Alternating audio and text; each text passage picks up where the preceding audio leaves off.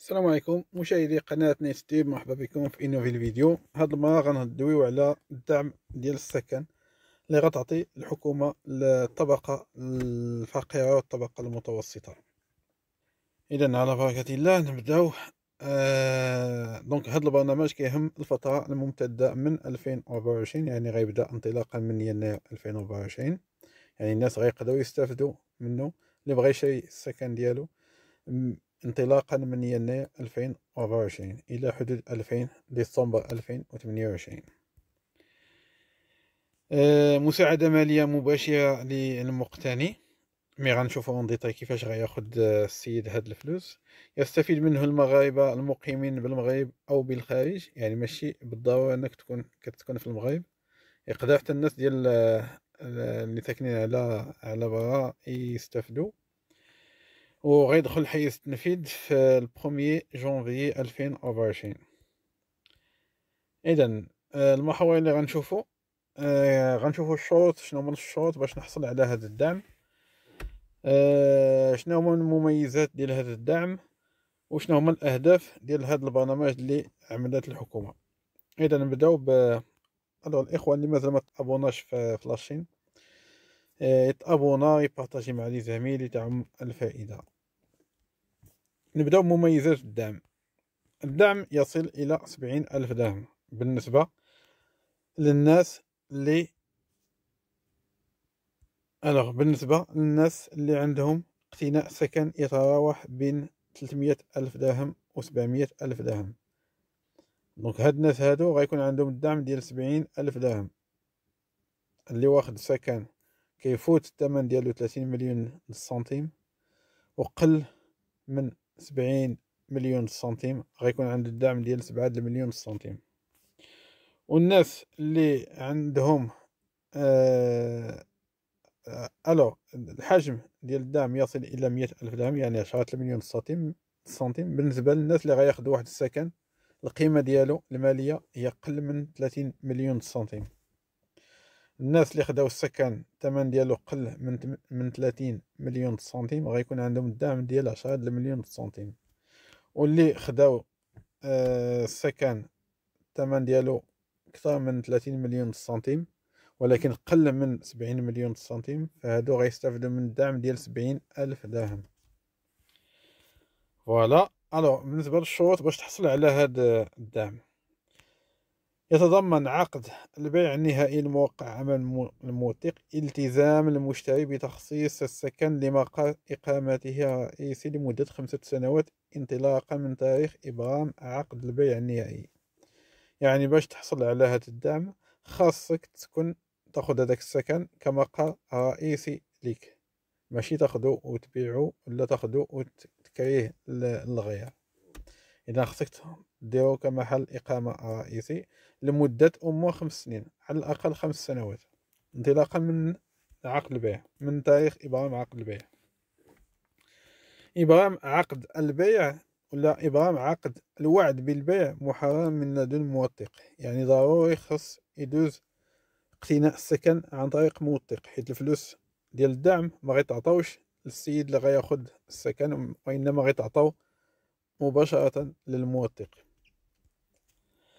عدم الاستفادة من أي إعانة أو امتياز ممنوح من طرف الدولة مخصص للسكن. الشرط الثالث عدم الاستفادة من أي إعانة أو امتياز ممنوح من طرف الدولة مخصص للسكن. يعني الناس اللي ديجا استفدوا من السكن الاقتصادي ولا السكن الاجتماعي فما عندهمش الحق يستفدوا من هذا الدعم. اللي ديجا استفد من شي دعم اللي كيتعلق بالسكن فما عندوش الحق أنه يستفد عاوتاني من هذا الدعم هذا اللي غتقدم الحكومة في 2024. يعني خاص يكون عندك أنك ما استفدتيش ديجا من السكن اللي مدعوم من طرف الدولة. صاحب الطلب حامل للجنسية المغربية. إذا كما قلنا اللي غيستافد من هذا الدعم هو المغاربة المقيمين بالخارج أو المغاربة اللي كاينين داخل أرض الوطن، ولكن الشرط اللي كيجمعهم هو حامل للجنسية المغربية.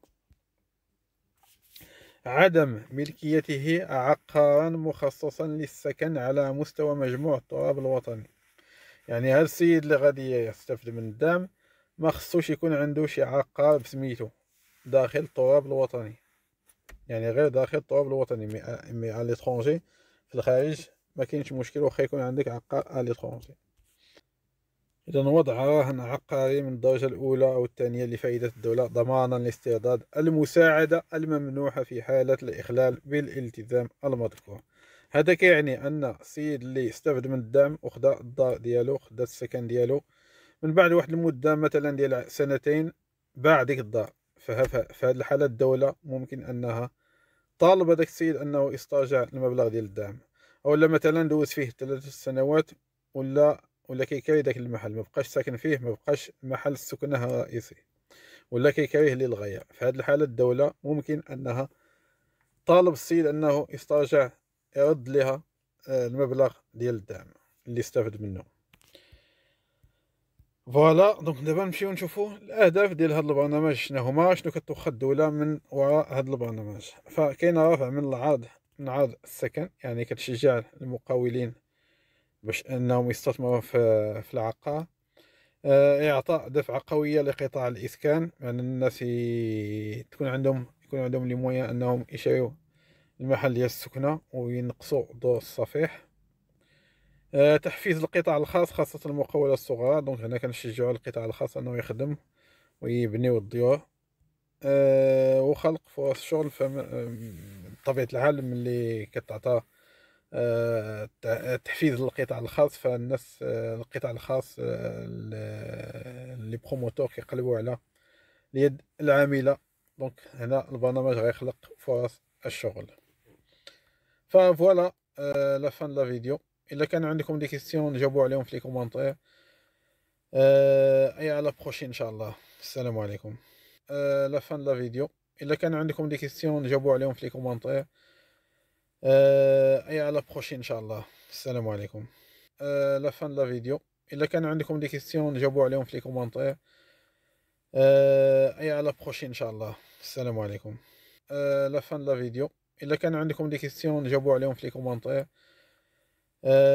اي على بروشين ان شاء الله. السلام عليكم.